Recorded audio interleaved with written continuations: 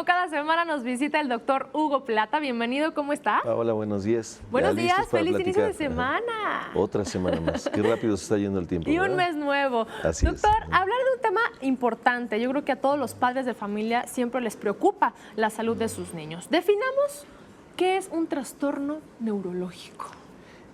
Sería fundamentalmente alguna alteración en el crecimiento y desarrollo del niño.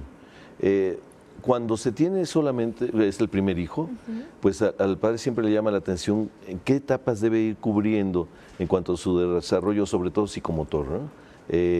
Primero es la coordinación, el que en determinado tiempo empieza a gatear, si es que todavía le hacen esa práctica, en qué momento debe empezar a caminar y a decir sus primeras palabras. Y es un motivo de gran inquietud de pronto que ven los padres que el niño se está tardando en todos estos procesos, ¿no?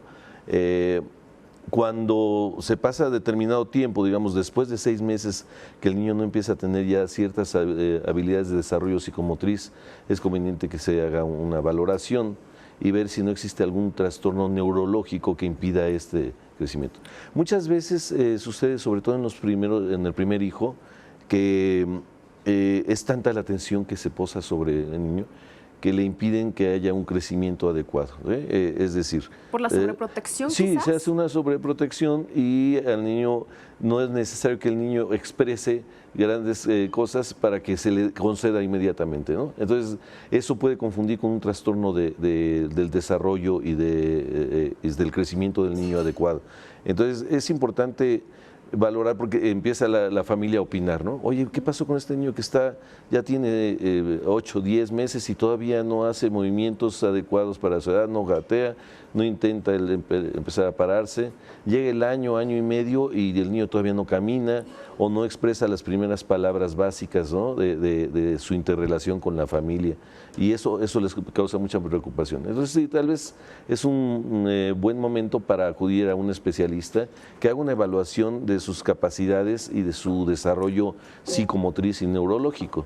¿Cuáles serían estos tipos de trastornos neurológicos, evidentemente valorados por un especialista, pero que pueden existir, que puede llegar a pasar? Sí puede existir trastornos del desarrollo psicomotriz que impiden, por ejemplo, que empiece a hablar con tiempo. Se tiene que hacer hay varias alteraciones como la disartria, es una dificultad. Tienen que valorar que el niño tenga una buena audición, por ejemplo. Muchas veces los niños no empiezan a hablar porque tal vez no tienen una buena audición.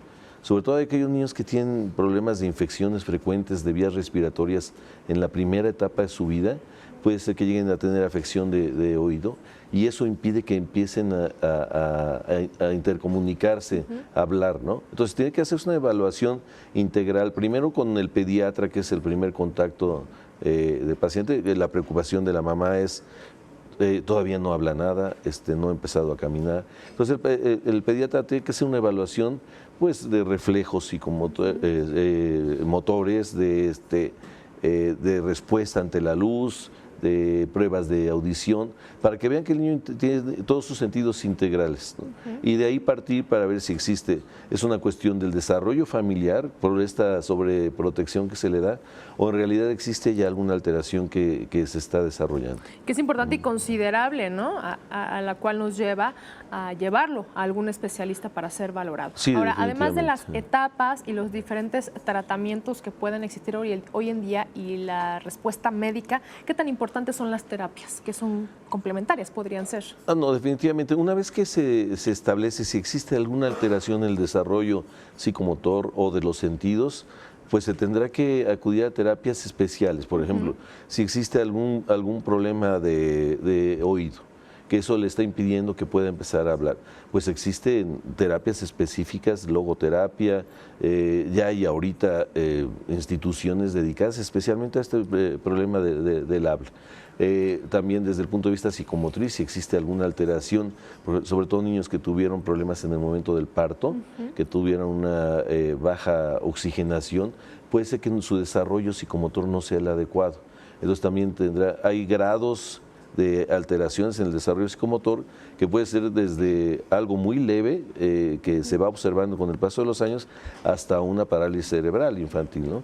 Entonces eso se tendrá que identificar en los primeros 6 meses de edad del niño, que está teniendo ese crecimiento, y entre más pronto se empiece una terapia de rehabilitación, obviamente los resultados van a ser mucho mejores. De acuerdo a algún grado de daño que pudo existir en el parto, por ejemplo, aquellos pacientes que nos refieren que en el momento del parto tuvo sufrimiento fetal, que cuando nació el niño tuvo una baja calificación en sus parámetros de medición, eso puede hablar de que hubo alguna alteración a nivel neurológico que está impidiendo que este niño tenga un desarrollo adecuado.